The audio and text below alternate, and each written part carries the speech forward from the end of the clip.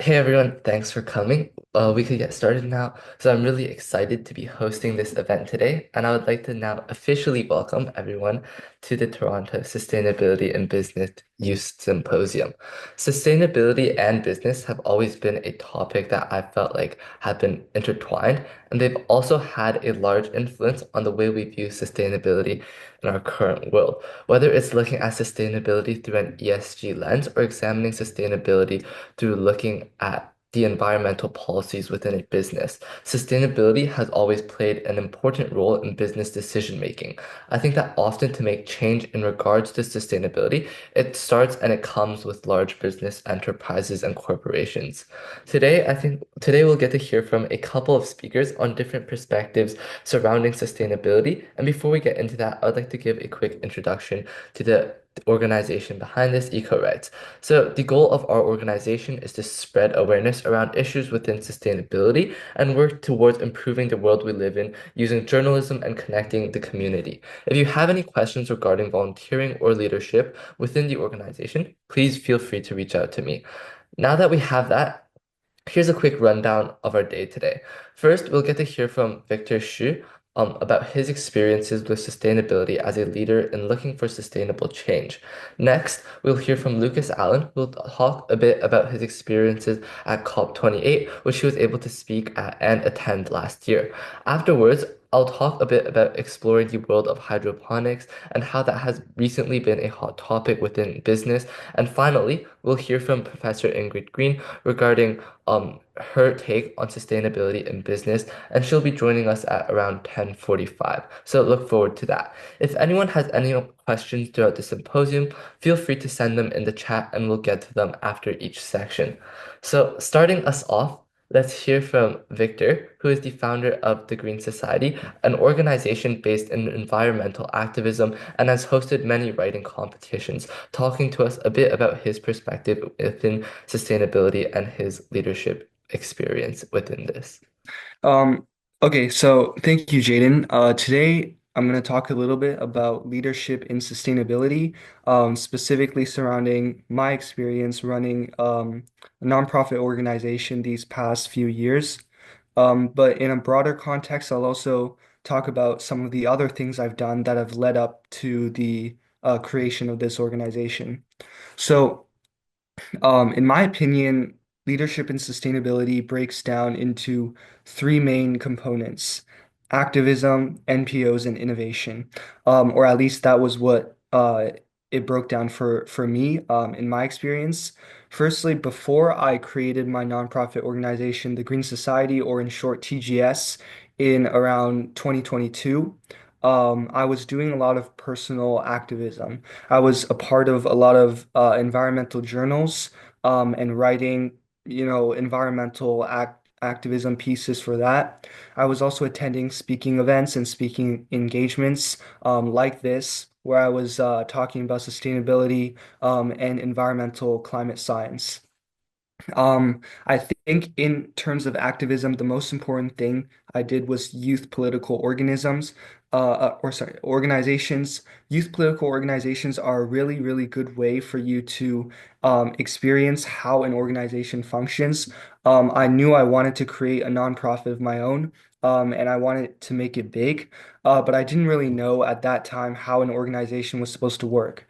Joining those youth political organizations, and for me specifically, I was in the Environment and Climate Working Group in the Toronto Youth Cabinet, as well as working under a member of parliament in his youth council.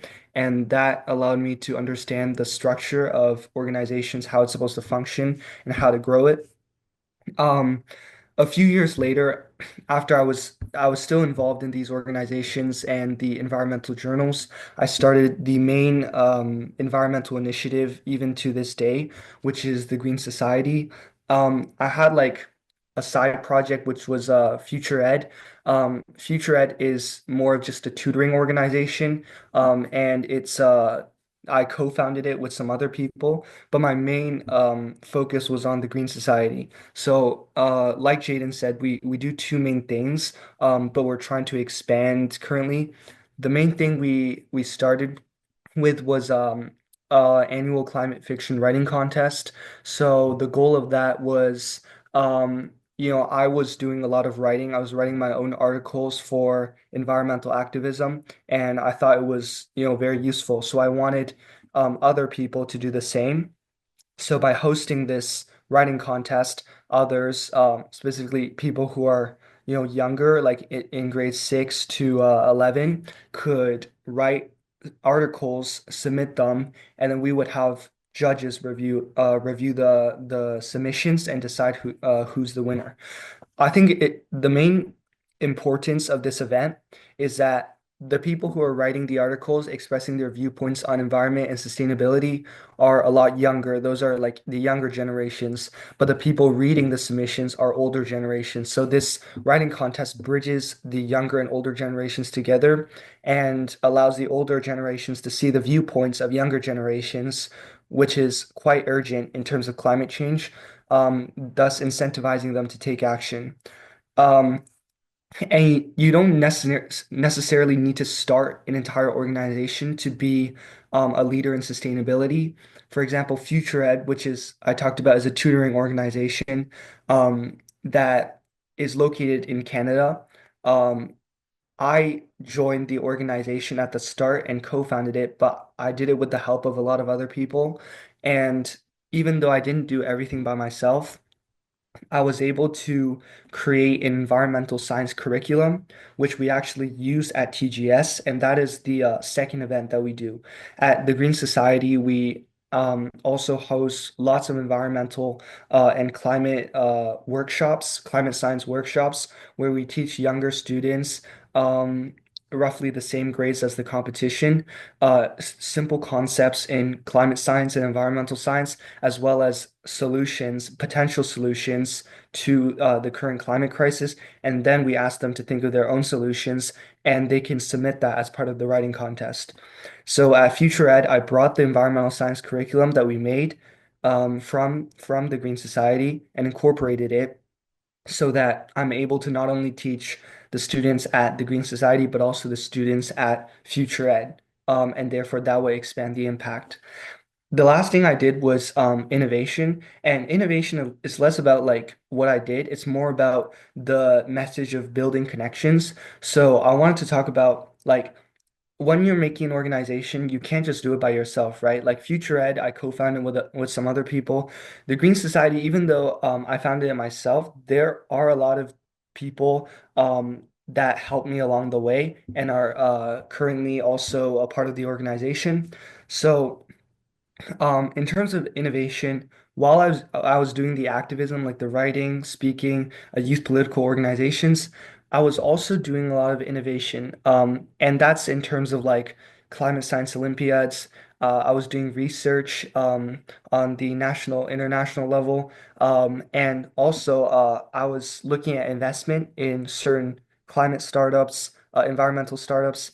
And um, in that sense, I was able to connect with a lot of people at those Olympiads I participated at. I met like-minded people at the science fairs I was at. I met like-minded people who are also interested in environment, not just research in the environment, but actually creating change in a way. So I was able to link up with those people and expand the organization to wherever they're from. So, for example, these are like where we currently have an impact in for the Green Society.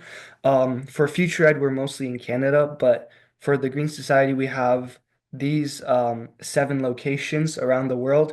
And like I was definitely not able to just like, for example, meet someone who's a local at Kenya. I wasn't able to do that, but I was able to go to like, for example, a summer program, a science summer program where I met someone. He was doing something with people there, and then I was able to leverage that connection. So in the end, I think the most important part of creating a successful organization, not only creating a successful nonprofit, but also being a strong leader in sustainability is to build connections and leverage those connections to create a larger impact.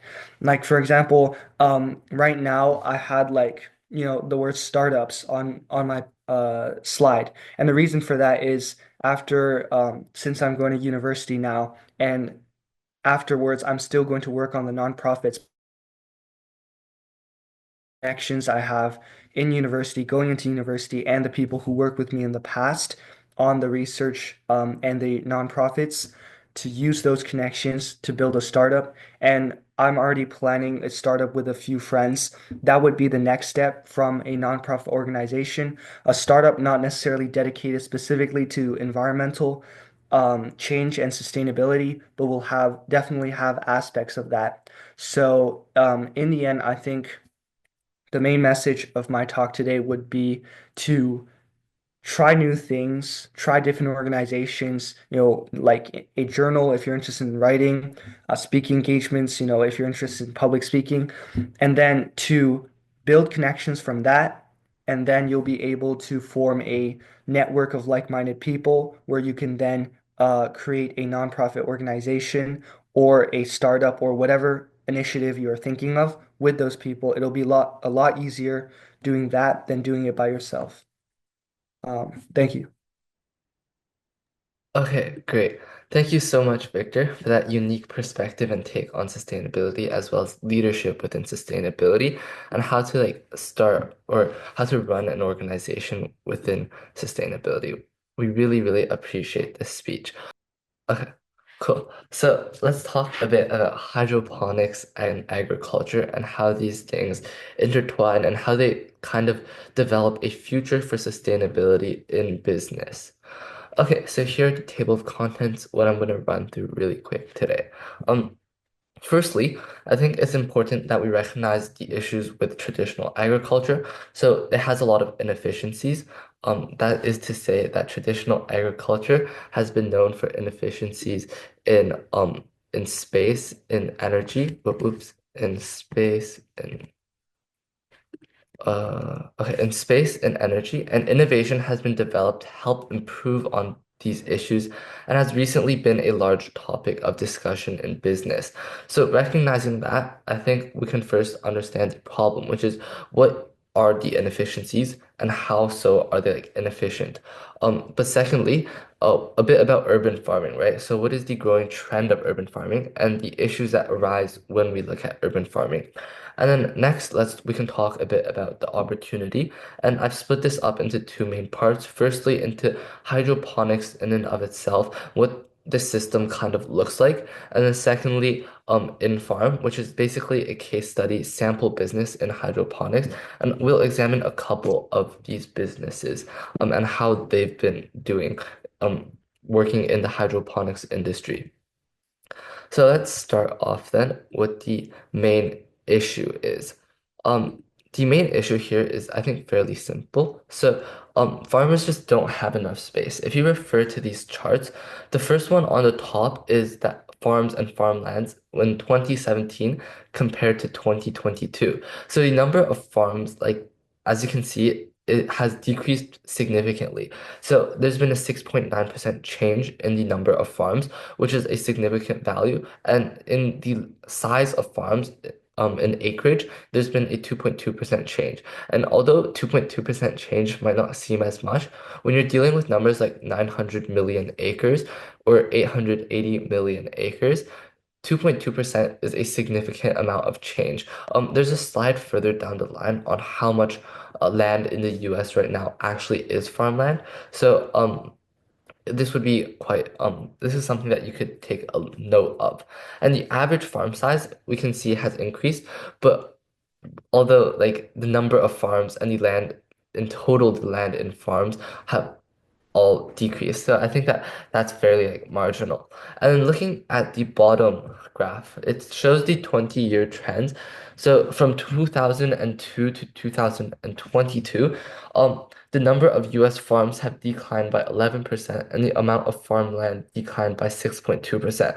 So looking at this, what this really just shows us is that the number of the space given or allocated towards farming has just been on a constant decrease, right? So people just hadn't had the ability to have space to farm. And farming takes a lot of space, right? Like the average farm is what and like we can see there it's like 441 acres to 460 acres, right? So that's a significant chunk of land. It's really hard to manage, but also it's just that space is finite, right? So we would have more farms if we could, but there just isn't enough space to run this many farms in the US. And so that brings us to the next slide, which is about some of the fastest growing regions in the US, right? This kind of gives us a perspective as to what farming kind of looks like in our current status quo. So, if we could take a look here, I've had two kind of maps of the US specifically. First one is from about the farmland, right? So farmland density and how much farms are there per like county, right? It's per county. So we can take a look here. We can see that it's usually in the middle of the US, right? So in the middle of the US, there is a large amount of land. And then referring back to like the population density map that I have to the right, we can see that this kind of correlates, right? So as there are less people within like the middle of the US, we can also see that there's more farmland. However, this kind of brings up an issue, right?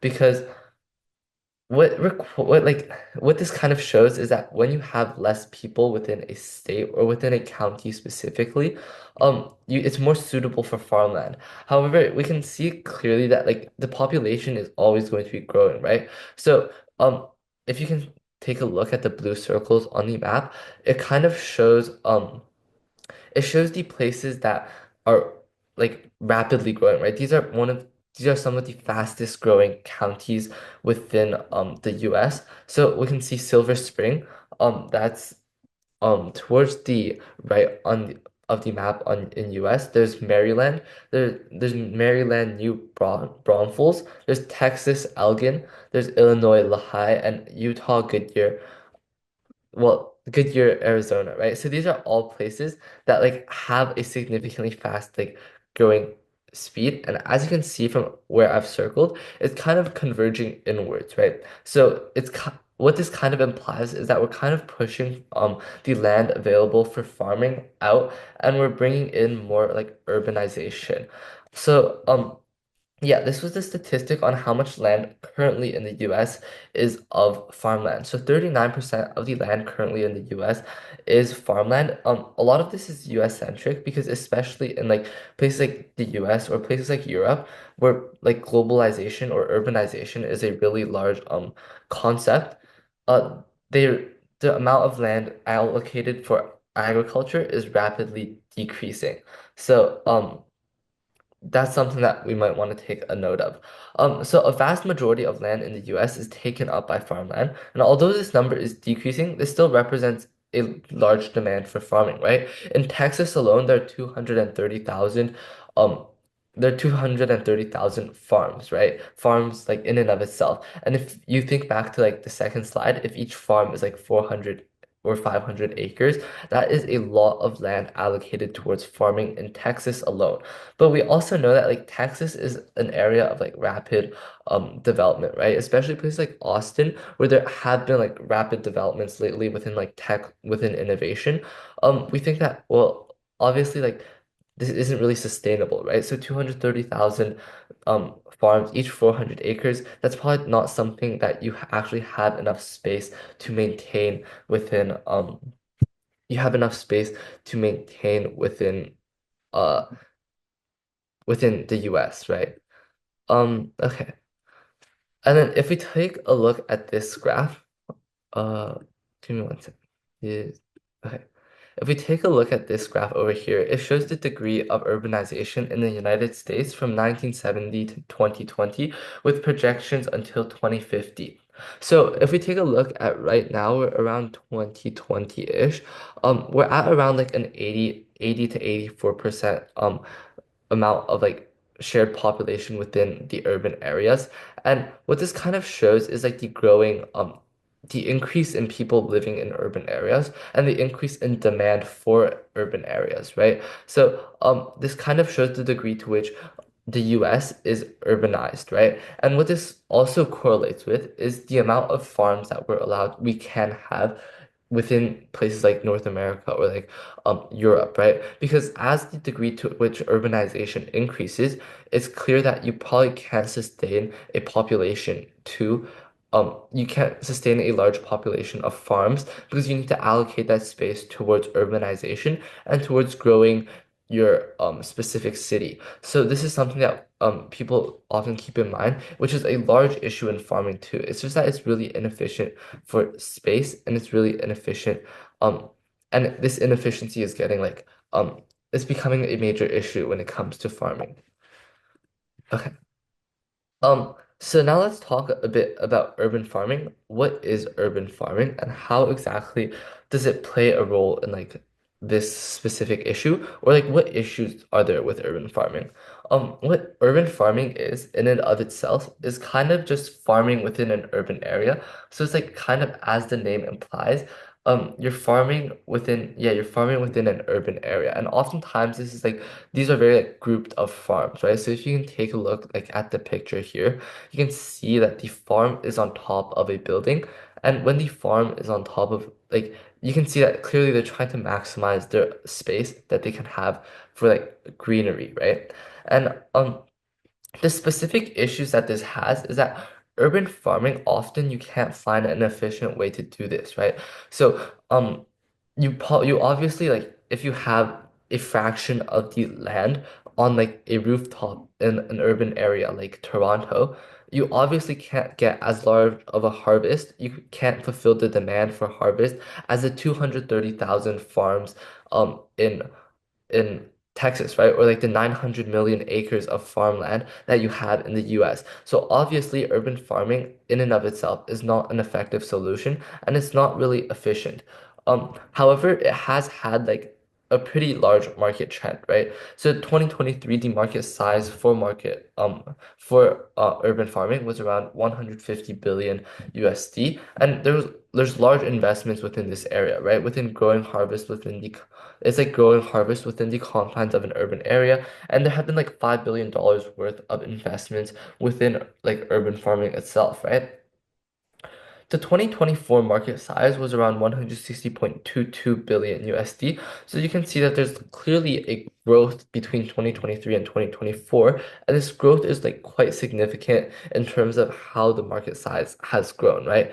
And it's been exhibiting a compound annual growth rate or CAGR of 7.7%, and that's something that we should also be aware of because a 7.7% compound annual growth rate, that's around the same as like most industries within um it's like the same as like an average market, right? It's projected to grow to 290.11 billion USD in 2032. And we can see that this is like obviously a significant growth, right? It's almost like doubled the market size of 2024, and it is doubled the market size of 2023, right? So within hydroponics specifically, there's been an expected CAGR of 12.4%. But of course, hydroponics is just a section of urban farming. And um and like 290.11 billion USD, that's a significant amount of money that is allocated within urban farming. Okay, so now that we have that, let's take a look at the possible opportunities, right? So the possible opportunity here we're going to be examining is hydroponics. So there are a couple of things that I want to address. How does hydroponics solve the problem? Why are hydroponic solutions effective? Are there successful companies in hydroponics? And what does the business environment of hydroponics kind of look like right now? Um, Firstly, let's talk really quickly on what are hydroponics specifically, right? Because hydroponics are often, it's like a pretty, I guess, abstract topic. So I think there's three main things that we should keep in mind when we're looking at hydroponics. Firstly, that is that it's modularized, right? So hydroponics are each modularized within individualized boxes, which makes it really easy to stack. So you can just have like stacks on like ends on end of hydroponics systems on top of each other, which makes it really space efficient and it's also like really like harvest efficient, I guess. Secondly, it's an indoor method of farming. So if you refer to like if you think back to like the previous image that I had for urban farming, a lot of the farming was done on top of rooftops. The reason why hydroponics is different is because it's a method of farming that occurs indoors, which makes it really effective when we really want to like when we especially for like space, because obviously like just rooftop farming is not enough, right?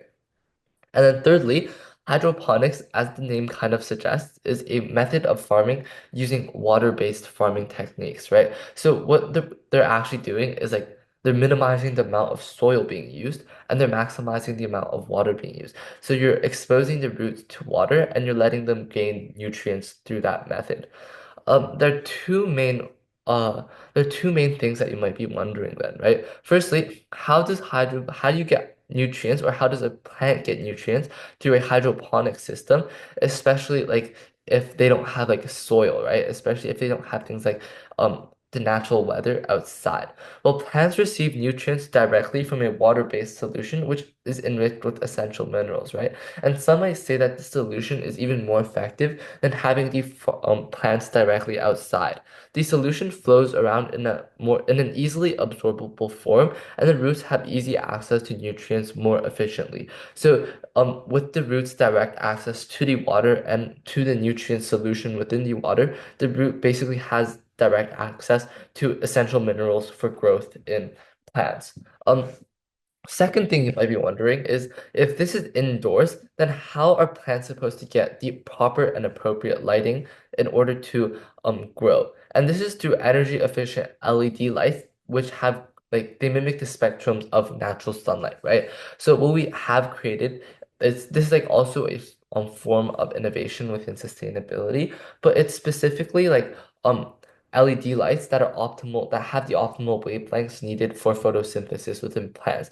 And these are also adjusted in light intensity and duration so that a hydroponics farm is able to maximize its yield as well as grow crops year round. And there have been statistics that have shown that hydroponics do like provide a larger yield than traditional agriculture. And when you think about this, this is also quite true because for hydroponics, you're able to have year-round, especially in areas like Toronto, right, Canada, where there's a lot of snow. You're never able to have year-round growth within plants because of the weather, because of the snow. So when you introduce things such as like hydroponics or a hydroponic system, what we really allow for is the ability for we allow for the ability for these farms to maximize the number of yields that they can have per cycle.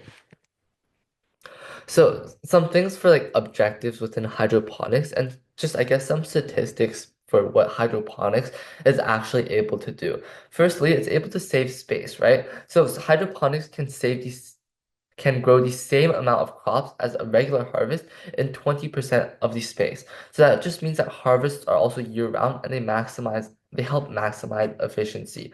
And I think that this is something that is like it addresses the primary issue that we saw at the beginning, right? Which is that um a lot of the farming that we can do, or like a lot of the farming it takes up a lot of space, right? So when we introduce hydroponics and we're able to grow the same amount of crops as a regular harvest within 20% of the space, that means we're effectively able to multiply the efficiency of plants by five, right? So it's five times the efficiency, is five times the amount that you're able to harvest. Next, we're also able to save water, right? And although this might be a bit counterintuitive, but hydroponics uses 90% less water than traditional soil-based farming. What this means is that this is because hydroponics is like it cycles the water, right? So there are pumps underneath that pump up the water and help engage the and basically you reuse a lot of water, unlike in traditional agriculture. Next, you're able to save the environment. So that's like a 30 to 50% save. You reduce the need for fertilizers and harmful pesticides and chemicals by 30 to 50%. And finally, you kind of get to save energy. So a lot of modern innovations have improved older systems using up so we get to use up 40% less energy with more innovation. Okay, so looking at businesses in hydroponics, currently it's a $5 billion market as of 2023.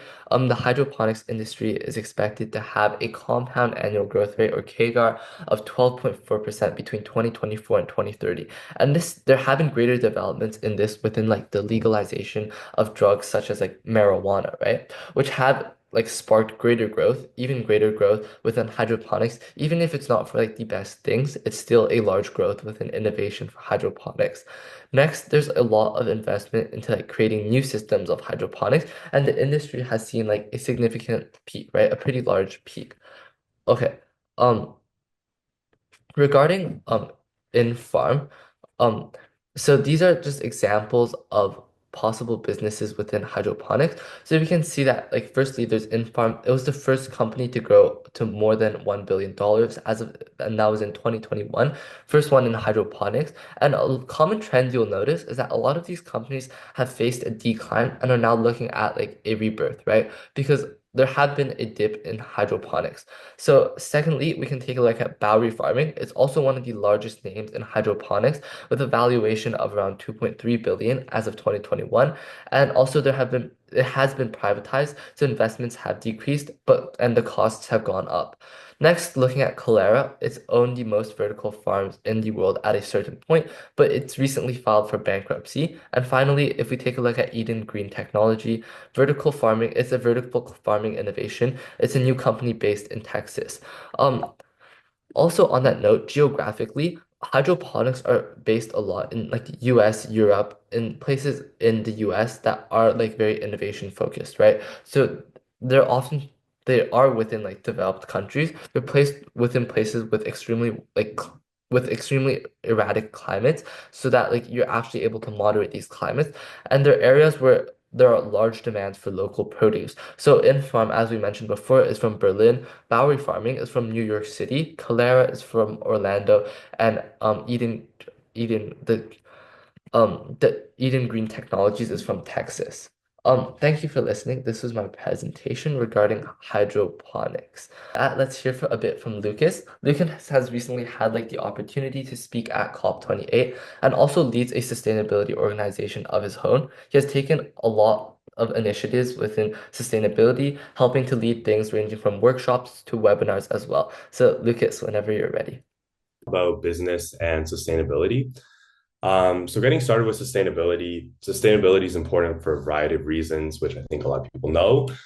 So for our planet, actually last year was the first year where global temperatures were above 1.5 degrees Celsius, which is above what the Paris Agreement was aiming for. And something people might not know as much is sustainability is actually important for our health. So there's undernutrition, malaria, diarrhea, and even something I spoke at COP28 about was Alzheimer's disease, where increased air pollution can actually lead to increased rates of Alzheimer's disease. And lastly, sustainability has and climate change has led to a lot of natural disasters, including more hurricanes, more floods, longer seasons for these natural disasters. And even in LA, we know right now there's a lot of wildfires and it's in the middle of winter. And so there's obviously a lot of steps to improve sustainability. And the thing is, a lot of people know about these different things. A lot of people know that reducing food waste is good and taking public transportation is good and all these sorts of things. But these are really the steps we can take on an individual basis. Yeah, and also another important thing is that it's really important to engage youth in sustainability as it will play a huge part. It'll play a huge part in the sustainability of our planet. And they will help us tackle issues of climate change in the future. And something I actually personally noticed is when I've been at a lot of sustainability events or even at COP28, there's very few youth engaged. And it's a lot of adults working in these businesses and not really any youth at all. And so it's really important to engage youth so that they're prepared to tackle climate change in the future. And they'll be the future stakeholders. They need to learn responsibility for our planet, and they also need to learn leadership and learn how to take action for climate change. Yeah, and then so something that I mentioned before is that a lot of people know how to take action for climate change, but it's very difficult to actually take these things because it is inconvenient. And so to be sustainable, okay, how can we be sustainable while also like personally benefiting and kind of gaining something out of it as well? And so this is why I think a few of the really important things, one of the important things that my company, 1 Degree Cooler, is actually working on is supplying green internships and green jobs, especially for youth. And these are really key things because, for example, a green internship, not only does a student get an internship, they get work experience, but they also are able to become more passionate about sustainability. They learn about sustainability through this thing. And so instead of it being inconvenient to always have to put, I got to put my plastic water bottle in the right place, and I got to recycle, and I got to make sure not to waste food. It becomes a bit more inconvenient. But through these green internships or green jobs for youth, we're really able to make it kind of more convenient and have youth benefit, or have youth and people in general benefit from being sustainable and learn about sustainability. And that way it will actually foster a passion and allow them to um, really be engaged. And there's also a lot of ways that we can collaborate with sustainability in other areas. So instead of just, a lot of people may not be that interested in sustainability or climate change, but there is sustainability and AI and how those two work together, or sustainability and the arts. And I've even seen sustainable art projects and sustainable galleries all over the place. And so if you're interested in art or you're interested in AI, you can kind of have a cross there between AI and art or other subject areas and sustainability. And that's how we can really help engage more people in climate change. And lastly, there are a lot of innovations and competitions regarding sustainability. And that's something that our company has also been focused on. And we're planning a couple of workshops in the future. And so my project is One Degree Cooler. And we're basically a youth-led nonprofit dedicating to empowering the next generation of climate leaders through innovations and global internships. And so we're working nonstop, collaborating with many schools. You can see here we have a lot of partners, including UN Canada, WWF, UNESCO, Fridays for Future, Youth Climate Corps, and many more. These are just our key partners. And we're reaching out to people in many different countries. We have 15 plus Canadian school chapter leads, and we have over 5,000 youth reached. And actually, the reason why I wasn't able to join here on time is because I had a meeting with local farmers, and we were actually talking about collaborating together for sustainability. And so really, through this project, I've really been able to reach out to more people. And I find a lot of people, once they learn more about climate change, once they realize there are green internships involved, once they realize that sustainability is not just on its own and that it is tied to many other subject areas, people really become engaged in this type of thing. And I think it's just really important to be able to have more businesses in sustainability and really reach more people with sustainability so that we can fight for our future. And yeah, feel free to reach out to my email if you're interested in One Degree Cooler. And thanks for listening. Okay, great. Thank you so much, Lucas, for that speech. It was really, really nice hearing about your experiences with sustainability and how it has gone. We really, really appreciate it. Welcome up our keynote. Great. Hi, Jaden. Good to see you. Good to see everyone.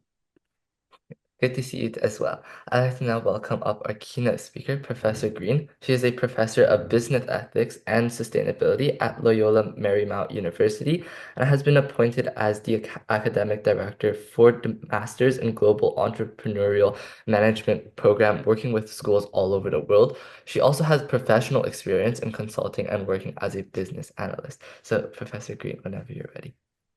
As Jaden mentioned, I am a professor here in Los Angeles at Loyola Marymount University, and my specialty is international and business ethics and sustainability.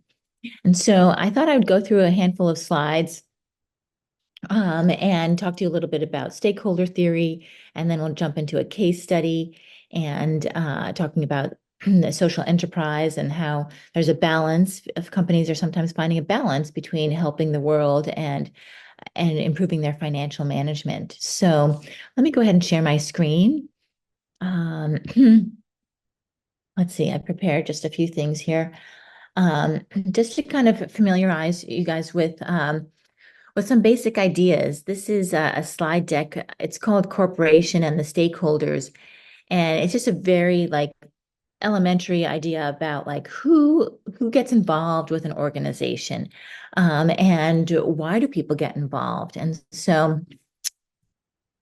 the idea is that shareholder theory is about the people who they see the firm as property of the shareholders. They're the people who have put actual money into the firm. And so it says here, the owner's interests take precedent over the interests of others. because they're looking to get their money back, right? They're hoping to return on the investment in the organization. You see this picture here. Everybody wants the value to go up and the money to increase.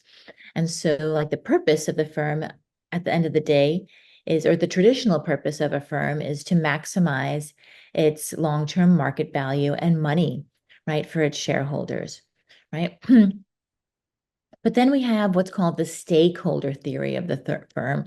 And so this is just slightly different, but more of a modern definition, I'd say, that corporations not only serve a purpose to make money, but they serve to create value for society, right? And so, right, profit is necessary for survival, yes, but it's not the only reason why organizations are created, and that corporations have multiple obligations and need to consider all these different stakeholders. So not just shareholders, for people who invest money, but stakeholders. So we're going to talk a little bit about who would a general stakeholder be.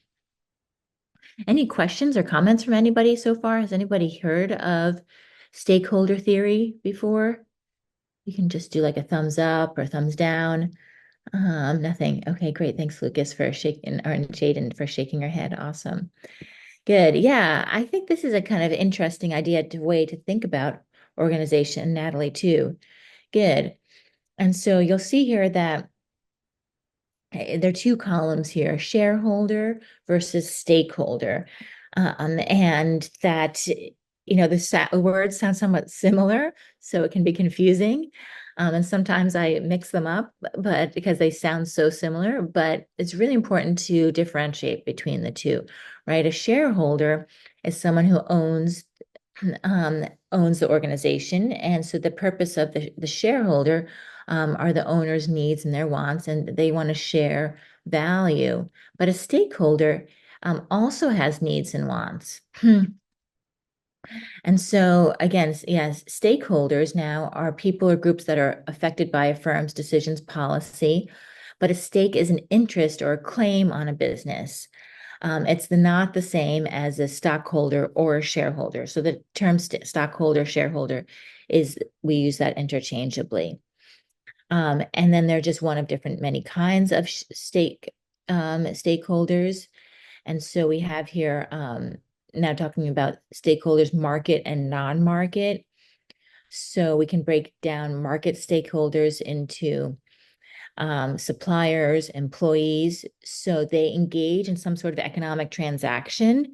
And it carries out its primary purpose of providing society with goods and services. So we're going to jump into non-market in just a minute. But the whole idea is that market shareholder is not necessarily someone who invests money in the company, but it's someone who works with money with the organization, right? And so the employees get salaries, the suppliers provide goods, and they get paid by the organization.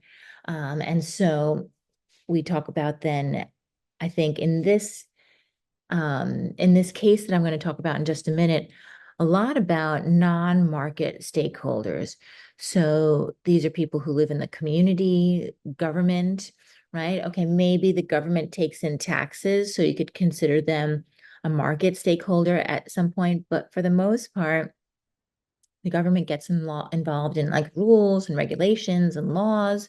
And so none of that directly affects money. So that's why they call the government a non-market stakeholder. Competitors, right? So again, competitors are someone who are involved with the organization. So like Amazon, for example, is an organization, and Target is their competitor, but Target and Amazon don't exchange money, right? And so that's why they're considered non-market stakeholders. And then the last example they give here is the environment. So the trees, the forests, the air, right? And so the organization like Amazon, doesn't exchange money with the air and the trees, but it is affected by that, right? You see Amazon now using a lot of natural gas or electric cars to deliver their goods because they don't want to put more pollution into the air. And so again, the environment is a stakeholder of an organization. And so it says here, people or groups who, although they do not engage in direct economic exchange, are affected by or can affect its actions. Can anybody give me an example of an organization and a stakeholder?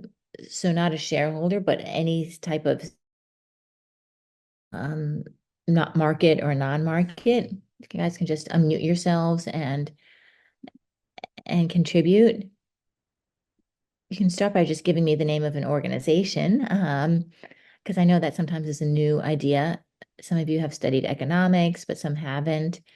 Right. What about Jaden? Do you want to give me the name of an organization? Yeah, I guess looking at like Apple, like a big one, and a stakeholder that they have is like um there's like also a community around them, like people who use Apple products.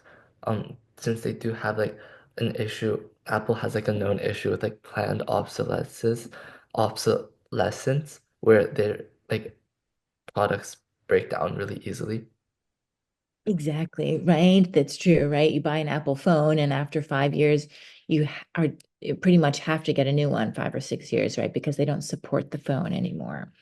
Exactly. Yeah, very good. So Apple exactly is the organization, and the customers are a market stakeholder because they pay Apple for the product. And exactly. So they're not a shareholder, right? Because they don't own a part of Apple, but they buy the products. Very cool. Good. Yeah, Natalie, do you want to give us an example? Yeah, I was going to sort of add on to the Apple idea, sort of with the planned obsolescence. I'm not sure which one it is, but on the other hand, because of that, like plans that you will need a new phone somewhat soon, they also have. I'm not quite sure if it would be like a full-on stakeholder, and I'm not sure if it would be market or non-market, but you could also consider maybe like their employees, right? I'm not sure if Exactly. they would fall as a stakeholder, but if they have this planned obsolescence, then that means more people will, have to be employed because they have to make more. Exactly. Yeah, really perfect example. Exactly, right? Apple is the organization and the employees exactly are a stakeholder. They're not a shareholder, right? So they typically don't own a portion of Apple. They're a stakeholder, and they are a market stakeholder because they get paid by Apple. And exactly, they continue to get paid because we all have to get new phones after a couple of years. So, really good example. Yeah, very cool. And yeah, I mean, I worked in technology for a long time, so I kind of like understand why they want to do this. They feel like there's going to be better technology and it's going to be more efficient, right? That for them to keep up supporting these older models takes a lot of time and energy and money to support the older models. And the majority of people want the newer models, so it's not like they can like stop developing the technology. But it is frustrating that, you buy a product and that even though it still works, you're reliant on on the company to keep that product working. Yeah. Okay, good. Chiamaka, you have an example too. Yeah, you could even continue on the Apple as an organization, maybe even considering it to non-market stakeholders, such as the community, maybe even in countries such as Congo or other countries that are supplying the country with cobalt and other minerals to make the phones. Even the environment, they're negatively impacted by them because obviously having people mine products, especially when they aren't, has been revealed that they're not following safe practices in order to extract that cobalt or the metals, that can lead to like severe like deaths and even severe injuries. So that's an example I would say of how the community or even environment can get affected um, by a company like Apple. Exactly. Yeah, very cool. Good. I'm going to put that in the chat because I want to make sure everyone has those key terms. Most people don't talk necessarily about Congo and cobalt on a regular basis. So I want to make sure everyone knew what that was. Exactly. So to create the phone, right, we need these minerals, and a lot of these minerals are found in developing countries. which in one way is awesome because we can now provide jobs and money and support for the people. But as Shimako was saying, that at the moment, a lot of the times the people who are mining these minerals are not treated properly. And there's a lot of criticism for companies like Apple, and it's not just Apple, right? It's Intel, it's a lot of different technology companies that they need to look after the suppliers. They need to look after and understand where exactly these products are coming from. And and sometimes there's like 3 or 4 layers of contractors, right? So Apple will say, like, well, the people that we work directly with to get the cobalt say that it's ethically sourced. But the problem is, like, they don't necessarily know 100%, and it might be 2 or 3 layers of contractors. And so now they're trying to, like, they have this like bag and tag so that they can, like, they tag it when the mineral comes out of the mine, and that they, all the way up until it gets installed in a phone, they'll know where it comes from. And blockchain technologies is helping that as well. But as you said, Chiamaka, that it's not 100% foolproof, right? That the communities, so we're talking about the community in the Congo or wherever it is they're sourcing, is a stakeholder.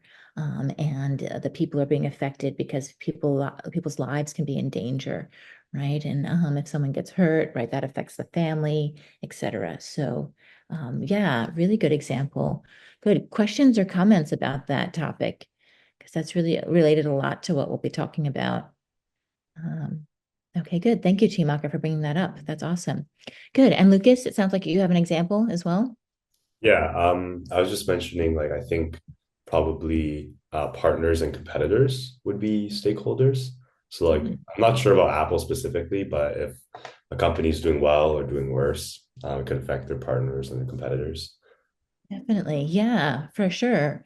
Exactly, right. A partner could be maybe the people who make the cases for the iPhones or something like this, right? And so anytime there's a new model or new size, right, the people who make the cases are have to make new cases or change the cases, right? Um, or the partners for Apple could also be like if there's Apple Store, the people who own the shopping center, definitely, right? And then the competitors are Samsung, Android phones, Google phones, right? And so there's always this like tug of, this, battle as to like, who's making the better phone and right. Yeah. Does anybody um, have an opinion on um, who has is a close competitor to Apple, or does anybody compare?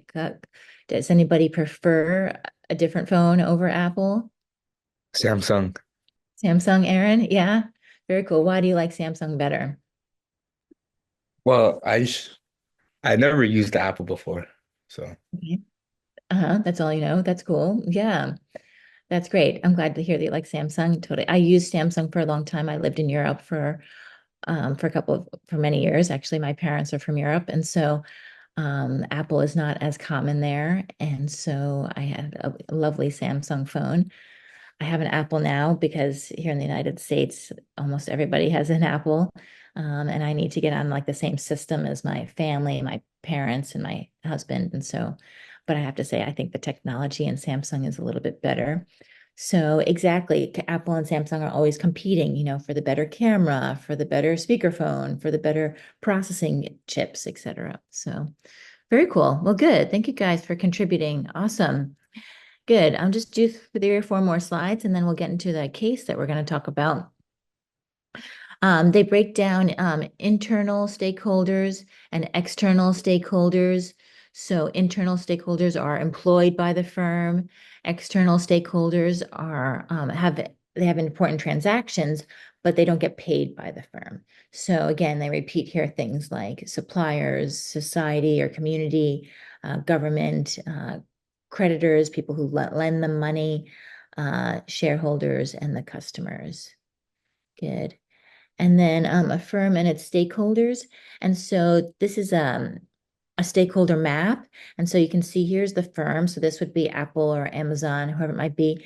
And these are all the different stakeholders, as we spoke about, the customers, the employees, the government, suppliers, and they all dance with each other, right? They have their own relationships. So the customers and the competitors, as we said, some customers will buy Samsung, some customers will then buy Apple, like I did. And the arrows go back and forth, right? So there's a constant communication and engagement between all of these different pieces. So it's not like it's not like a logical 1, 2, 3, 4, 5, right? It's like this map as to, everybody is engaged with everyone else at the same time. And then why we kind of identify stakeholders is so that we can eventually analyze is identify who they are, and then analyze what their interests are and what their power is, right? Because if there's an issue that comes up, a crisis or a decision that needs to be made within the organization, then it's really important that the organization identify, okay, who has a stake in this game and how important are they, right? You can kind of think of your family as an organization as well, right? You have lots of different stakeholders, right? You have your parents, you have maybe your grandparents, brothers and sisters, pets.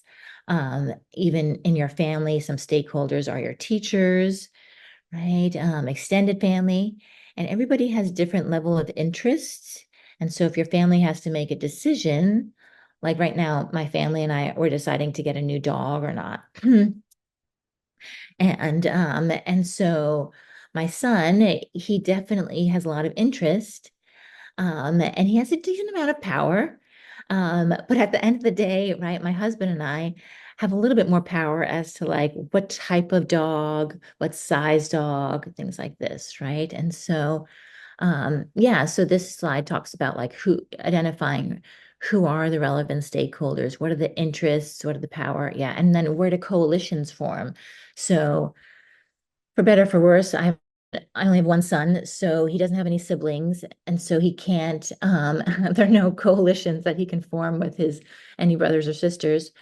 My parents live pretty close by, so maybe he'll have a coalition with his grandma or his grandpa when it comes to getting this new dog, etc. But the whole idea is that it's important to identify who's involved in the decision or in if there is a crisis. Um, And this is pretty much what I just, explained, who are the relevant stakeholders, um, recognizing all the groups are not relevant to every situation. Some businesses sell directly to the public and will not have retailers. Okay, yeah, I won't go through those examples. I'd like to get into our case here. Right, what are the interests? Who's involved? The shareholders have an ownership interest. So the shareholders, again, they want to receive dividends and capital. So, right, the people who invest money into Apple, they want to get their investment back, right? So when we talk about phones expiring and not being supported, the shareholders are probably proponents for that idea of making new phones and making people buy new phones, right? Because that's more money coming into the organization and not spending the money on supporting old models because the idea is that they want their money, their return, their value to increase. Customers are interested in gaining fair value and quality in goods and services, right? That's what we were just talking about. When we buy a phone, we want to make sure that it's that we get as many years as possible. And then they talk about also public interest groups advancing broad social interests. And this is going back to Chiamaka's maybe example of nonprofits or governments getting involved when they talk about sourcing cobalt we were talking about, right? So they might have kind of a social interest in making sure that the miners and their families are looked after in these mostly developing countries. Good. Questions or comments on any of that so far? Okay, great. And then there are different types of power. So I said there's like economic power, which is money, but there's also voting power. Some people get to vote, like my son, he will get to vote as to what type of dog we have.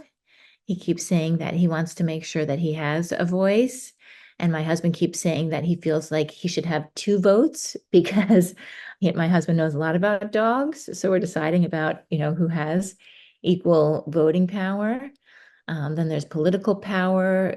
Governments can make regulations. And so back to that Apple example, there's a lot of, as I said, nonprofit groups getting involved and social groups, and they have political power. So they're lobbying, so they're pushing lawmakers to make laws so that the United States doesn't import any product from a place where we think that the people are compromised from sourcing these materials, right? And so in the early 2000s, there was an act put in place by President Obama called Sarbanes-Oxley.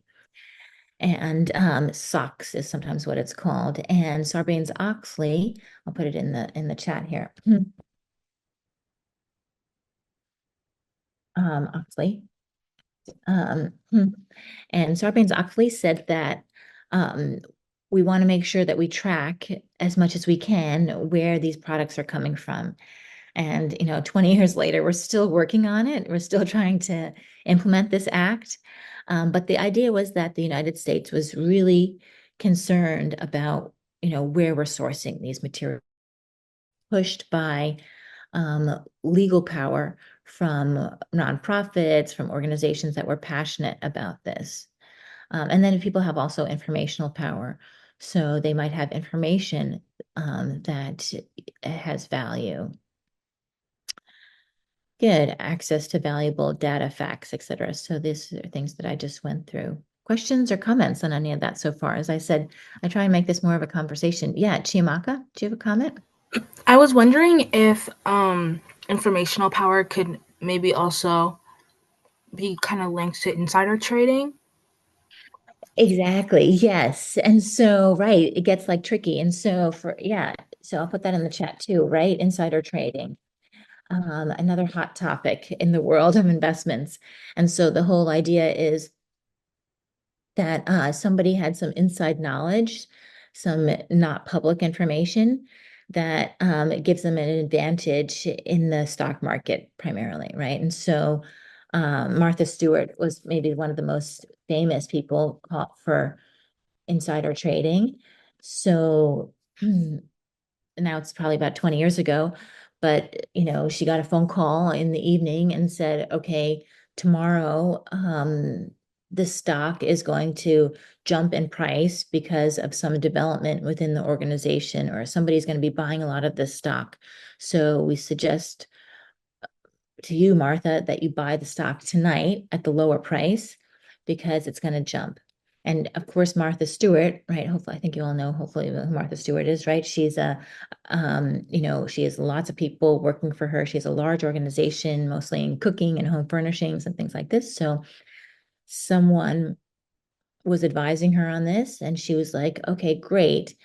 So she did. She bought the stock, it jumped, and then the United States government said, that's illegal. That and I can go into further detail about it, but the whole idea was that she had insider information that not everybody had access to because she was a celebrity and because she was so high profile. And so they put her in jail, right? She went to a very nice jail, but she was in jail for a handful of years because of that. And so um, exactly that, as you're saying, that Chimaka, that the person who gave her the information had a lot of informational power, 100%. And it sounds like they were probably trying to be her friend or get a favor out of her. Maybe she gave them some money or gave them some business in exchange for this information, or who knows. We'd have to look up further into the case. I can't remember who exactly gave her that information. But the whole idea that exactly that person who leaks this information has informational power, Very cool. Good. Chimaka, was that what you had in mind? Yeah, I was just wondering in what ways informational power would be like stakeholder power, and the first thing that came to my mind was insider trading. Yeah, exactly. Yeah, that's a super example. Definitely. Yeah. Does anybody else have an example of informational power or any of these powers? Oops. Yeah. Yeah. Okay. Okay, good. Yeah, well, we'll get into our case and we'll continue to talk about this. Good. And then the last piece talks about coalitions, right? And so when you join forces with somebody else, then you have more strength and more power, right? And I also am an only child, and I'm not gonna lie to you, I always wanted a brother or sister because I felt like I could then have a coalition against my parents, right? My parents were very nice, but I thought it would be so much fun to have like someone on my team. Yeah, and so, but sometimes a sibling, right, is not on your team. So which I've learned since then. In my mind, brothers and sisters are awesome, but I've learned from other friends that they're not always so awesome. So but that's the whole idea is that, these organizations can come together or these partners can come together. It happens very often with like nonprofits. So coming back to this example with the Congo, in order to really push the Congo to make new laws to make sure that they protect the workers in the mines, then it might be, the Red Cross, and it might be USAID, and it might be two or three other smaller nonprofits that come together, and then they push for the United States to pressure the Congo to make laws and things like this. So, yeah, questions on coalitions or comments on coalitions? Good. Does anybody want to jump in and have an opinion on whether siblings are on a good person to be in a coalition with or not? Anybody have siblings that they have joined forces with to convince their parents of something? Aaron? Oh, sorry. I have a question. Yeah. So, uh, like, is there like a lot of risk in forming one or just only benefit? A foreign coalition. Good question. Very good critical thinking there. 100%. That there is definitely also risk with forming a coalition, right? As you can imagine, right? You join forces with this organization, like let's say the Red Cross and USAID, two big, powerful organizations, nonprofit organizations in the United States. And they while maybe they're working together for this issue in the Congo, they each also have their own priorities, right? And so there could be a risk that maybe one of them runs out of money, or one of them gets into some sort of scandal, right? Or their attention gets diverted elsewhere. And so now when you've like said like, okay, we're going to work together, and then all of a sudden one partner is not there, then sometimes you're like left holding the bag, right? And so exactly, forming coalition, yeah, choose wisely, right? For sure. Definitely there are risks. Yeah. Does that make sense, Aaron? Is that what you're thinking about?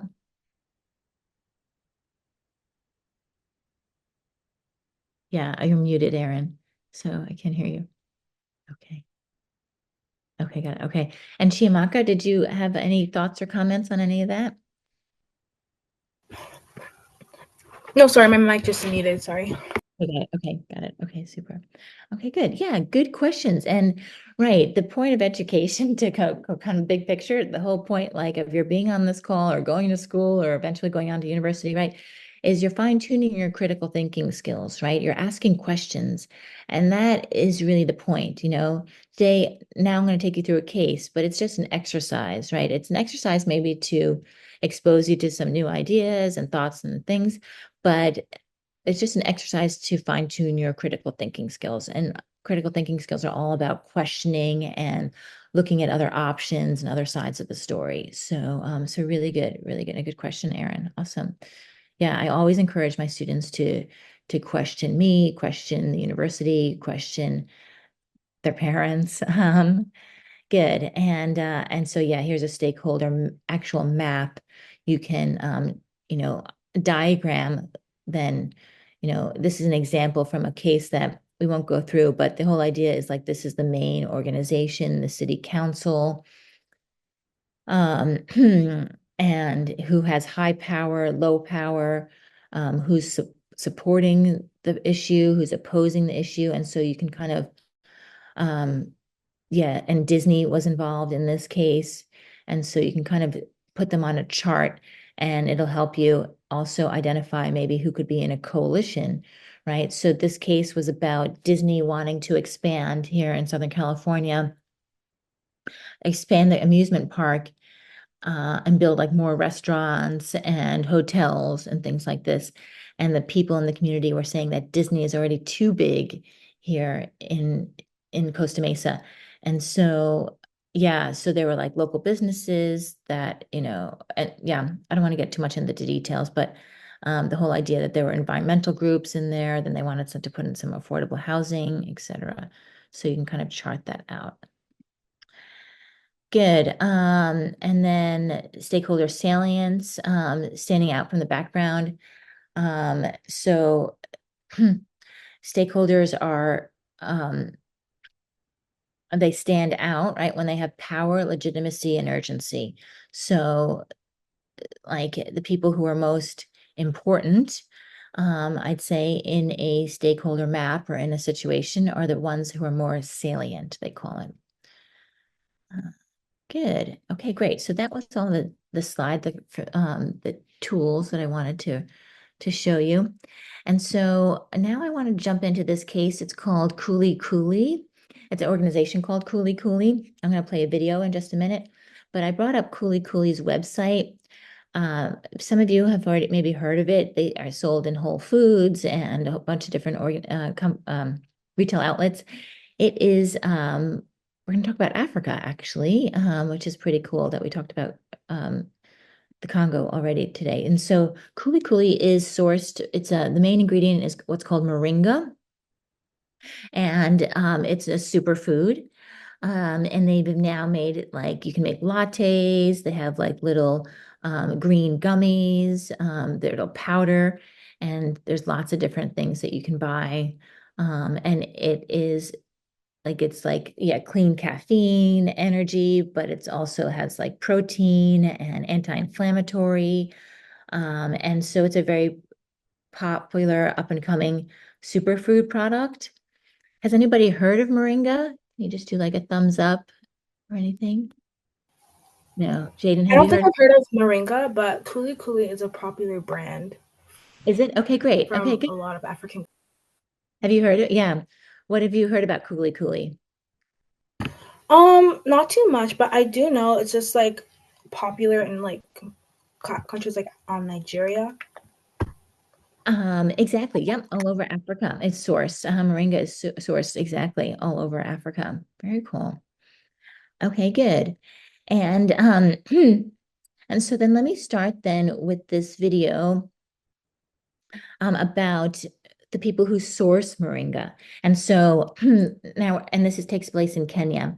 The whole idea is that this product is sourced in these developing countries, and it's an opportunity now for them to farm it and sell it to more developed countries because we don't have these types of products here, and it's trendy and cool, right? To eat superfoods. Another superfood, right, or chia seeds or cocoa is actually considered a superfood, or you go to Whole Foods and there's a whole, aisle on all these different types of superfoods.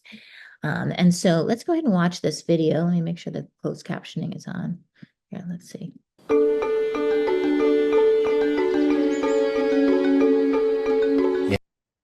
Here in Emali, we work to protect the well-being of children as a child development organization. The reason why we chose moringa in Emali is because, one, it's drought tolerant and can survive the climate of this area compared to other crops. The second reason is because moringa has a high economic value.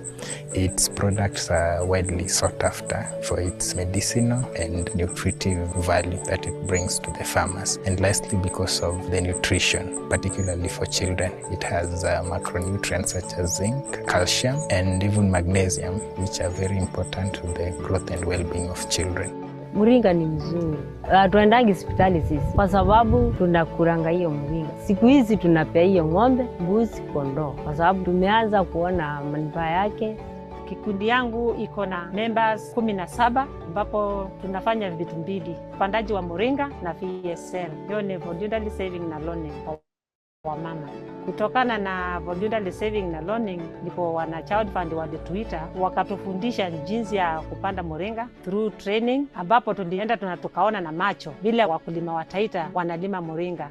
Child fund wamekuwa na manufaa mengi sana kwetu, hasa kwa upande wa kilimo. Upanzi wa mmea wa moringa ni mti ambao ukishaupanda na utunze kulingana na maagizo vile umefundishwa, it's a short duration crop. Maana kikienda sana ni miezi 6, alafu sasa pale ndio unaanza kufuna.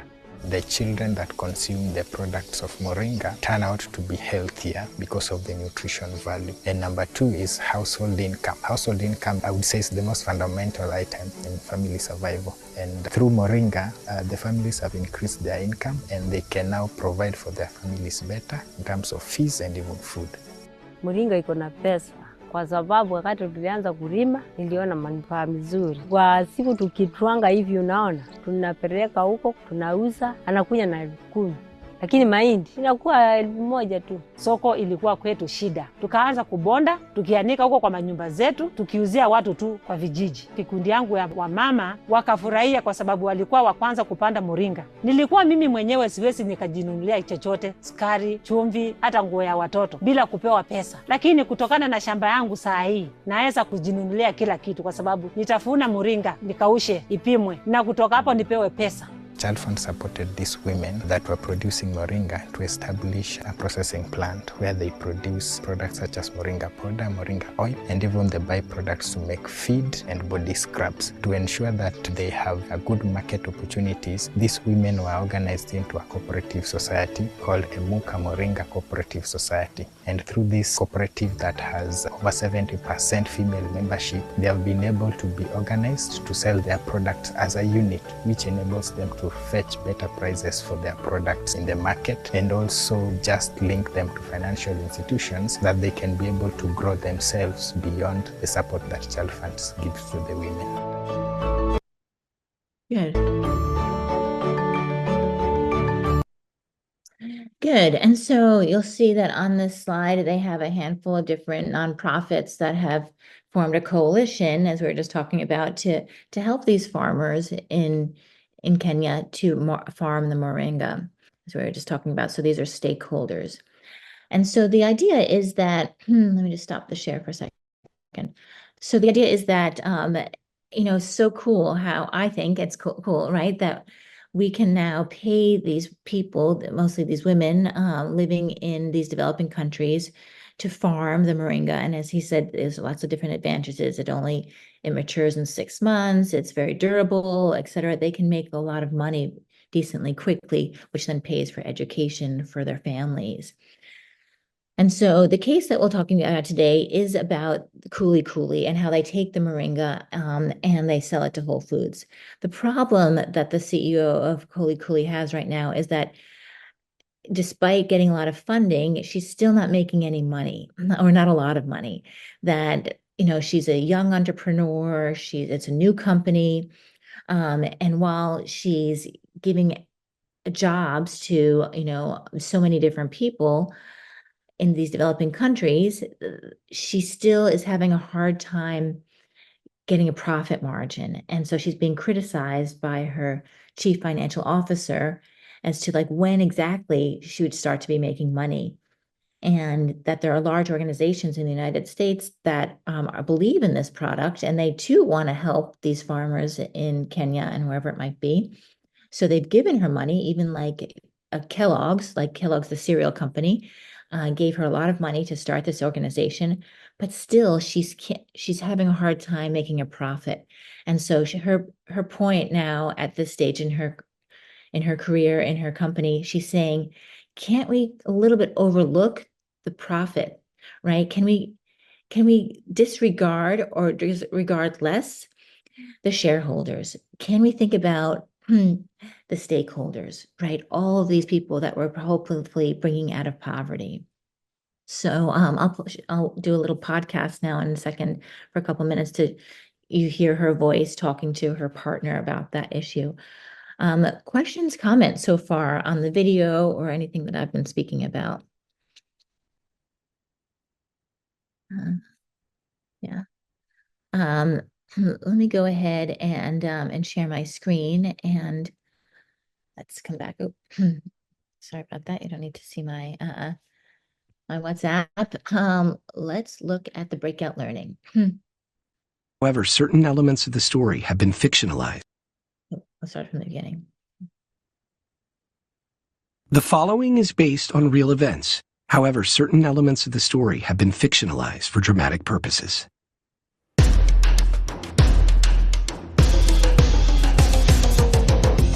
It's April 2019 in San Francisco.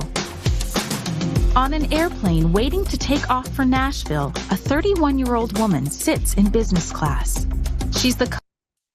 And this is, I'm going to stop it a couple times just to kind of make comments. And so this is one of my critical thinking things that, yes, I'm sympathetic to the CEO's issue that she's not making any money, but we've already seen now she's flying in business class, right? So maybe that's an issue. Maybe she needs to bring down the expenses of her company, right? So let's hear what else she speaks about. Co-founder and CEO of Cooley Cooley, Lisa Curtis. Sitting next to Lisa is Cooley Cooley's co-founder and CTO, Jordan Moncharmont. While Lisa types out an email, Jordan flips through an in-flight magazine. Something suddenly stops him in his tracks. What's this?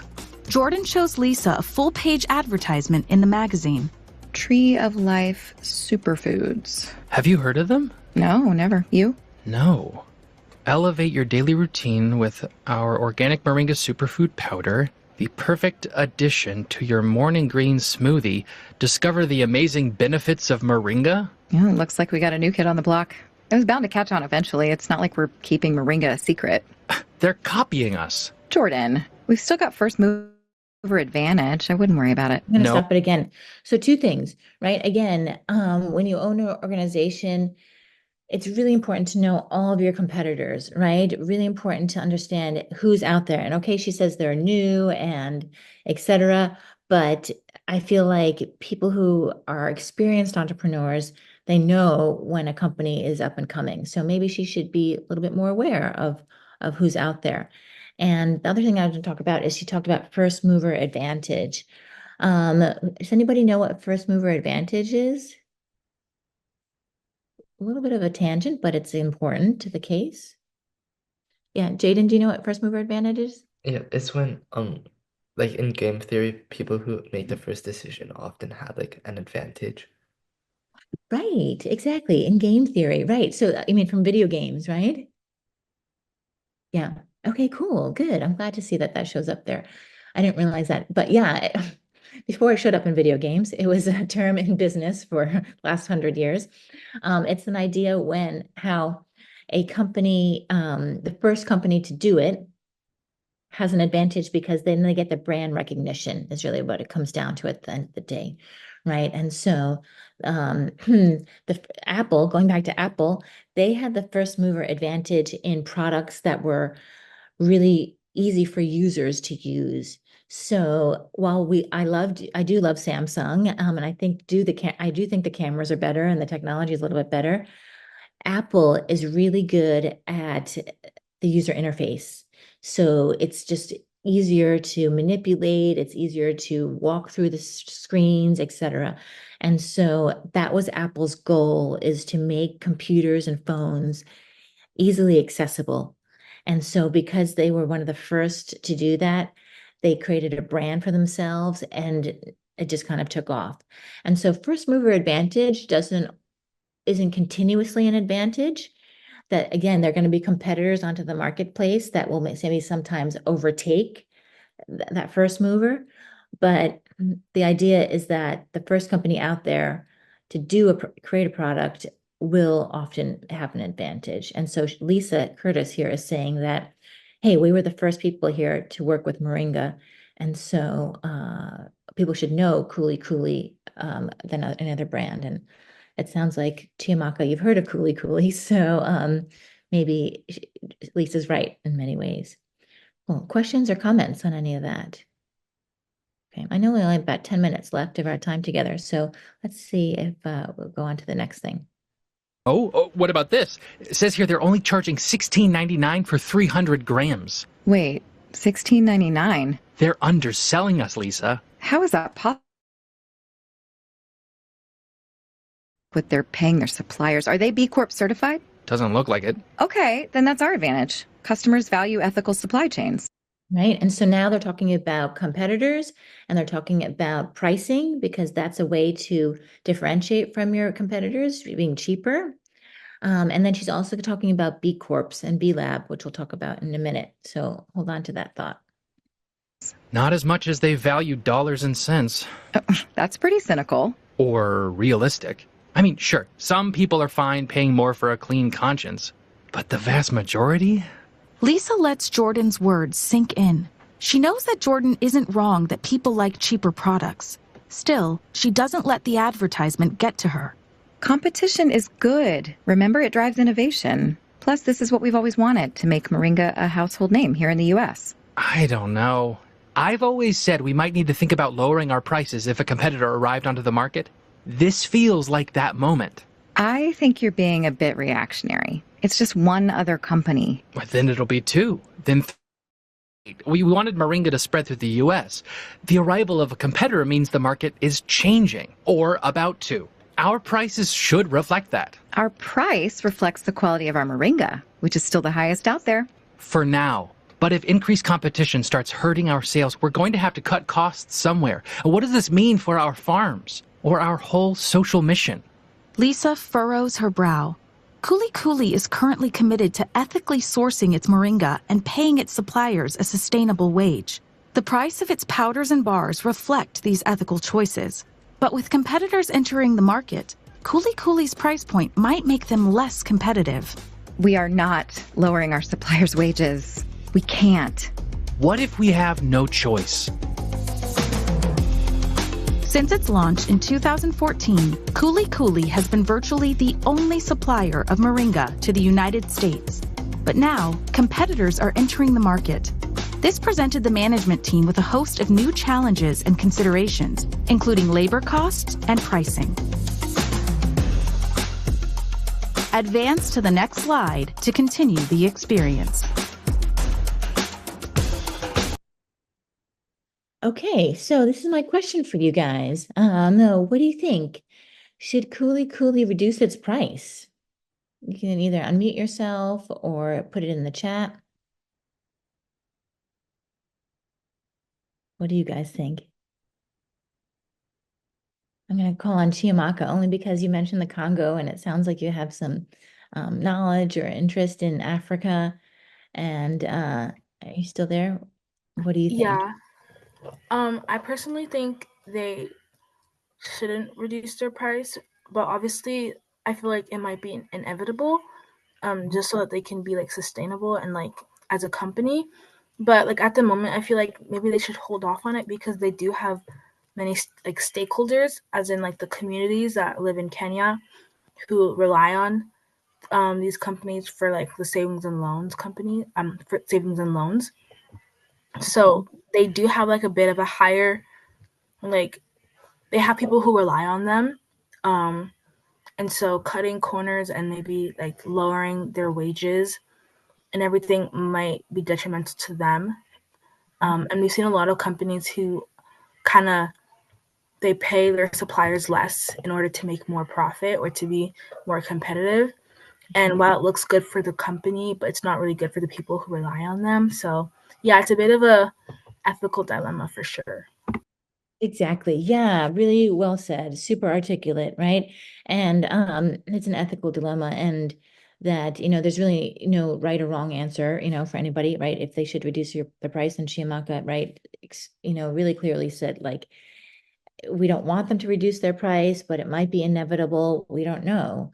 Good. Anybody else want to jump in with anything here? Okay, great. Okay, super. Good. So, and then the question is, here's another question. Could Cooley Cooley rely on its first mover advantage in the moringa superfood market to maintain improve the firm's competitive advantage? Is competition a threat or an opportunity? How could competition be an opportunity? So let's talk about competition a little bit, since we spoke so much about stakeholders today. Does anybody want to talk about where the competitors could help? It could help because people might be like more aware of moringa, like because like before like this I didn't even know what it was, but maybe like more competitors, like a bigger market, so like they can have like more people to like buy their products. Okay. Exactly, right? About 10 years ago, a friend of mine, coincidentally, he worked for Cooley Cooley, and he came to my house and he was like, you need to try this moringa. And I had worked in the health and wellness area for some time. And I was like, wow, like I've never even heard of moringa. How random. And so, exactly. It was really important to get this awareness, because it's kind of strange. It's green. If you taste moringa, just the powder, it tastes a little strange. I'm not going to lie to you. So it takes some like buy-in, some engagement to purchase moringa. Good. Anybody else want to speak to competitors? Okay. Okay, great. And then, and we spoke about this question already, Chiamaka really spoke to this clearly, how Cooley Cooley was committed to paying a living wage. And would an increase in competition require Cooley Cooley to reduce its cost and supply chain and erode this commitment? And so, this is really the crux of the case, and, what a lot of organizations these days are fighting with, that they want to do something good for society. We have all these amazing stakeholders, but at the end of the day, is it the shareholders who have the most power? Are the shareholders most salient? Right? Do they say at the end of the day, right, okay, we're going to shut this company down if it doesn't make enough money? Good. And I'm not going to show the next things, but let's just do one more question here. Should Cooley Cooley rely on traditional financial evaluation methods, or migrate toward methods such as scorecards, to measure the impact of the decline on the firm and assess the future sustainability of the firm? And so the CEO is saying, well, can't we measure progress of a firm outside of traditional financial statements? And so this is my last question for you guys, for my keynote speech today. What do you think, for your generation especially, because this topic's not going to go away. Do you guys think that there's a way to accurately measure how an organization is doing with their social impact as opposed to just their financial impact? What do you guys think? Lucas, I haven't heard from you in a little bit. Anything? Yeah, or Natalie, any last thoughts? I don't want to call Chiamaka. I feel like he would probably have a really interesting thought. Do you want to jump in there to finish up the case? I might disappoint you. I'm not really sure if I have much of an opinion on the scorecards. But I think whatever way a company can find to measure their social impact, whether it be like looking at the news or scorecards or whatever other method they can find. I'm not as like well read on that area, although I'd like to be. I think it'd be beneficial for them, especially if they have multiple suppliers and many of their suppliers are coming from third world or developing countries. That might be important, or if they just have, or if their productions can somehow affect a stakeholder. So Right, exactly. Yeah, well said. And it's not just you that doesn't know how to measure social impact. It's the world. This is definitely a hot topic in the news right now or in companies is how do we measure? And we didn't have a chance to talk about B corporations, but it's an idea of that you can get certified and say that you have a social impact. And then in the United States, you get a huge tax deduction for that reason. But besides that, like nobody really knows how they're going to do that in the future, and is it important?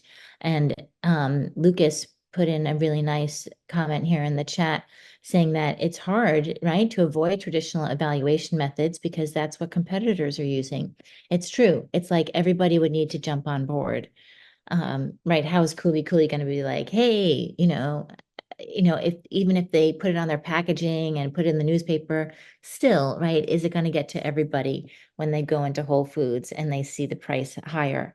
Are people really going to buy because it's having such an amazing social impact? Are they going to buy that more expensive product? So yeah, and so these cases are meant to bring up thoughts and ideas and challenge our way of thinking and to allow us to allow us to ask questions, right? And not necessarily have true answers, but to think about these topics. So good. Great. Jaden wanted me to leave a minute or two for Q&A.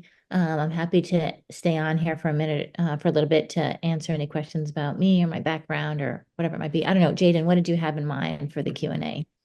There's a question that came in through the form, so we could go through that first, and then anyone else with questions could. I have to leave because I have class. So thank you. That's all good. Great. Okay. Thanks, Aaron. Great. The question was, in your opinion, will the older generation be willing to accept the concept of sustainability and ESG in business, or is this something that more so lies in Gen Z's or the future generation's hands? Right. Yeah, it's a good question, right? We kind of just briefly spoke about that. I was saying, like, what do you guys think? Because your generation is like very concerned in theory with sustainability. And I think that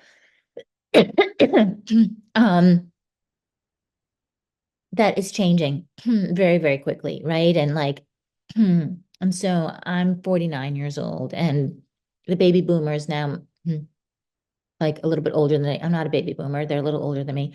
They're all retiring, but I'm on the edge of a millennial. And I'd say the millennials and younger are very interested in sustainability. I think that the millennials are hesitant to use their purchasing power to make decisions based on that. But I think that in the future, you guys have been exposed to the pandemic and now the fires here in California, so lots of different things that the smog in China, right? The miners in Africa. There are lots of great, lots of big topics that are making people aware that we need to change the way we purchase, change the way we buy things, change the way we vote and make decisions with our dollars. And so, yeah, I'm hopeful. And maybe I say that because I'm a professor of sustainability.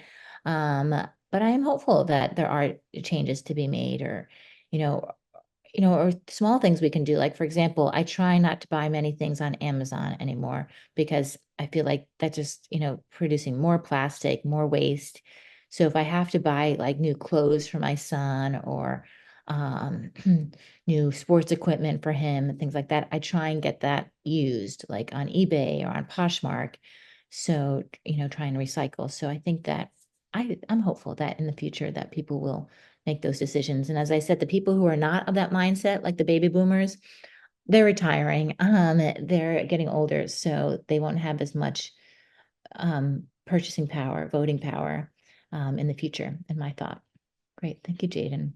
Great. Good. Yeah. Um, Uh-huh. Before any is there, thoughts or ideas to that? I think that pretty much sums it up. Great. Okay, Hmm. so good.